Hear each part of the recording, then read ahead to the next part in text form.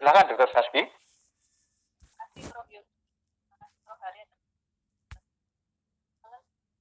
Selanjutnya pembicara kedua adalah Dr. Antonia Nalubito. Ini Women Kardiologi Kebanggaan Indonesia.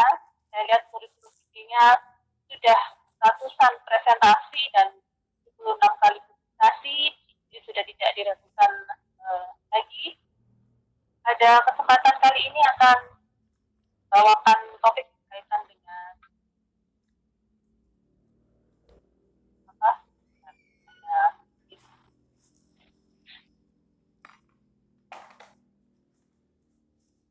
update on acute coronary syndrome. Kami persilakan Dr. Antonia Nalubito. Terima kasih Dr. Saskia, introduksinya. Selamat malam para senior dan teman-teman jawat dan para profesor. Hari ini saya mendapat tugas mengenai update on ACS.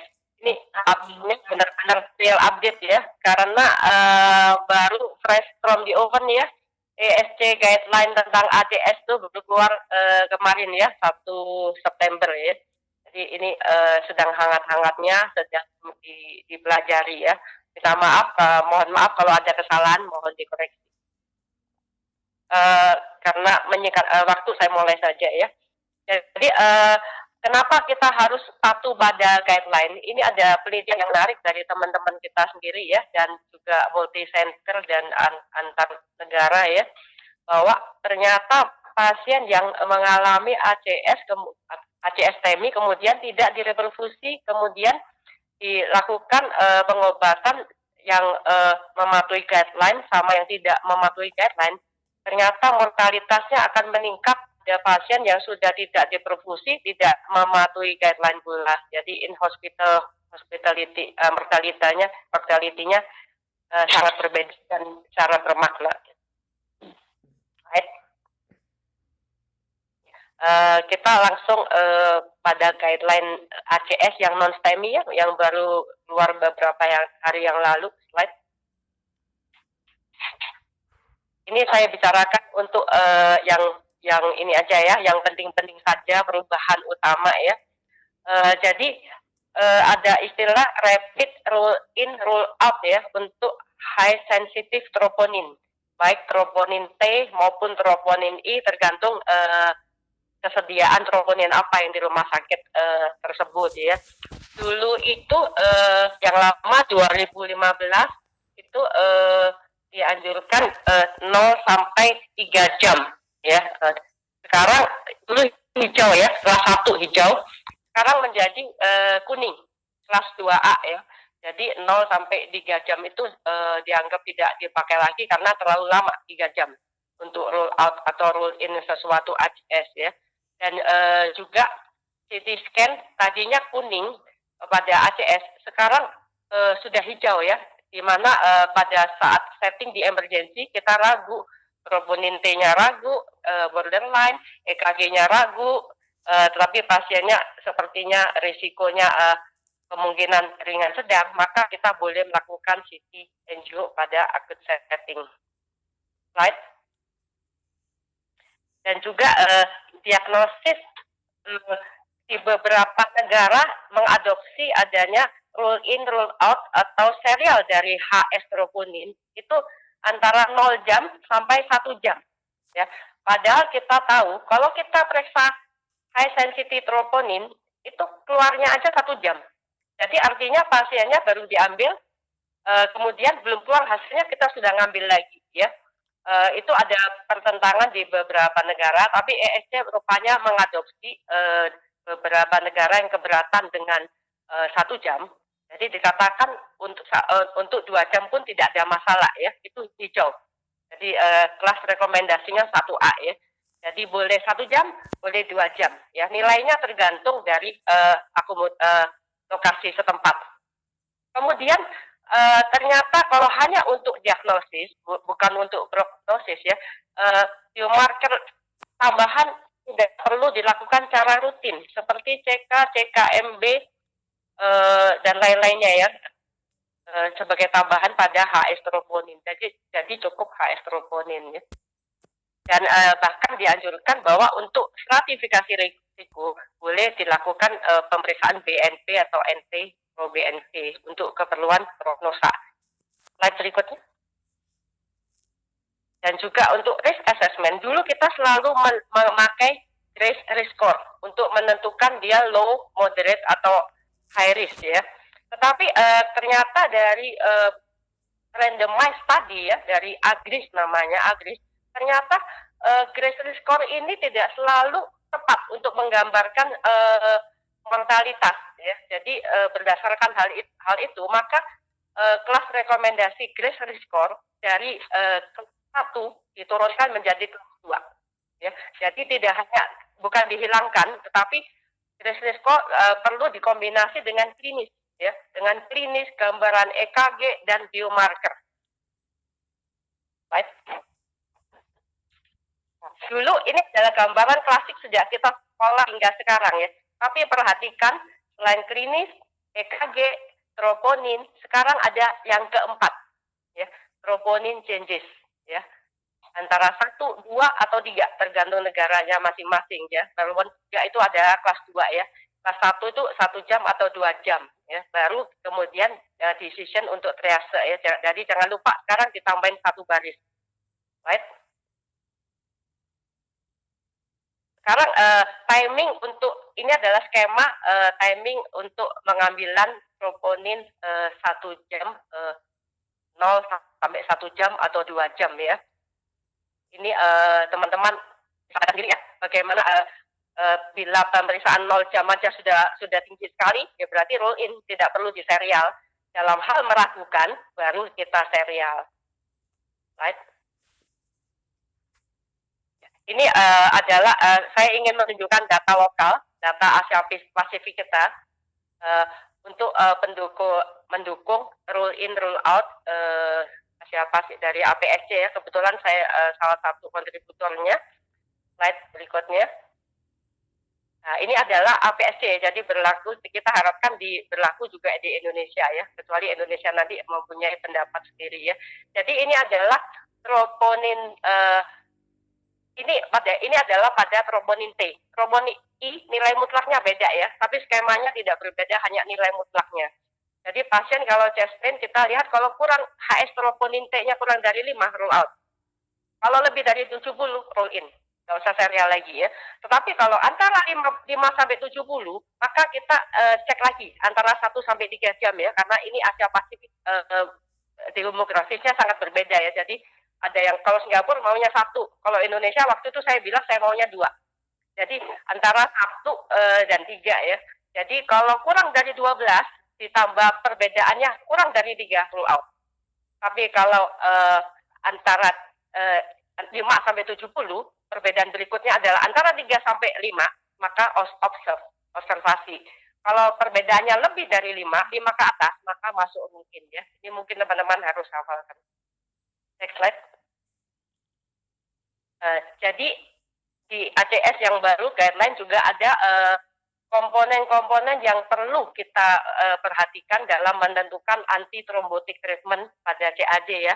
Itu karakteristik pasien, prestasi klinis, komorbiditasnya mempunyai CKD, diabetes, PAD, heart failure, atau co-medication-nya ya mempunyai masalah yang lain, perlunya antikoagulan, adanya interaction drug to drug, dan prosedural aspek ya, dia kemungkinan PCI atau kemungkinan bisa CABG atau femoral atau radial ya, dan lain-lain. Maka ini menentukan dan juga pengambilan keputusan selain ditentukan pertimbangan tadi juga melihat bleeding risk dan ischemic risk-nya. Kita harus di tengah-tengah ya, jangan terlalu meningkatkan risiko bleeding atau meningkatkan risiko ischemic. Slide. Ini adalah skema dari yang antikoagulan yang pada waktu sebelum di care lab ya, kemudian yang sesudahnya ini ada DAPT, sekarang ada istilah baru DAT ya, DAT pada pasien sesudah follow up ya. Sekarang pemainnya makin banyak jenis-jenisnya ya, baik CP2P3A, ADP inhibitornya, maupun dari heparin atau heparinoidnya. Right? Ini sekarang kita bahas lebih sedikit. Ini hanya sedikit yang saya bahas ya. Jadi algoritma pemberian antitrombotik terapi pada non-ST elevasi ACS pada pasien PCI, tapi pasiennya tidak punya AF. Jadi kalau dia ini seperti biasanya heparinoid, kemudian kalau bleeding, kita lihat bleeding risk-nya, kalau tinggi berarti kita boleh aspirin dan clopidogrel 1 bulan saja. 1 bulan saja, kemudian boleh clopidogrel saja. Kalau itu very high. Kalau high saja 3 bulan saja cukup. Kalau low boleh sampai 12 bulan ya. Setelah itu boleh dilanjutkan dengan DAT. DAT itu dual antitrombotik. Jadi 1 antiplatelet, 1 antikoagulan ya. Atau ini banyak pilihannya ya. Atau tika saja juga ada studinya ya. Yang studinya di DAT ini itu ya rivaroxaban. Jadi ini tanpa AF pun kita sudah boleh memberikan antikoagulan. Sedangkan pada AF kita kan wajib memberikan antikoagulan ya. Itu juga ada default, ada high bleeding risk, ada high ischemic risk. Kita lihat kalau pada default dulu ya, kita mulai triple, kemudian double-nya itu ini triple-nya 1 minggu ya, kemudian double terapi salah satu OAC dengan SAPT saja. Kalau dia high ischemic risk, triple terapinya tetap dipertahankan sampai 1 bulan, kemudian baru DAT ya. Sedangkan kalau high bleeding risk itu cukup 1 minggu ya, 1 minggu selanjutnya DAT kemudian selama 6 bulan, kemudian 6 bulan sudah boleh antikoagulan alone ya. Kalau yang lainnya ini setelah 12 bulan yang default ya, itu sudah boleh alone. Jadi baik kita lihat gambar yang ini yang terakhir bahwa high ischemic high bleeding risk default sesudah 12 bulan itu boleh OAC alone. Saya lihat karena teman-teman masih tidak familiar dengan alone ini, kurang pede. Kalau pasien post ACS kemudian ngasih OAC saja kurang pede. Pada ini sudah guideline ya. Jadi tidak menambah-nambahi risiko bleeding. Right? Kita sekarang menginjak ke statin, tidak kalah pentingnya. Tadi antitrombotik, sekarang statin manajemen pada ACS. Right? Ini adalah guideline ESC 2019 sudah jelas bahwa kalau pasien sudah documented ASCVD, itu meliputi ASCVD, kadang-kadang kita sering lupa ya, yang meliputi ASCVD itu baik stable angina, baik pasien sudah kena CABG, pasien kena stroke, kena TIA, dan PAD, itu sudah masuk very high. Atau sekarang cuma hanya CT scan ya. CT scan kalau sudah ada 2 pembuluh darah mayor, dan lebih dari 50, itu sudah masuk very high. Right? Kita lihat kalau very high, apa konsekuensinya? Jadi penurunan LDL harus lebih dari 50% dari baseline pada waktu kita diagnosis baseline ya.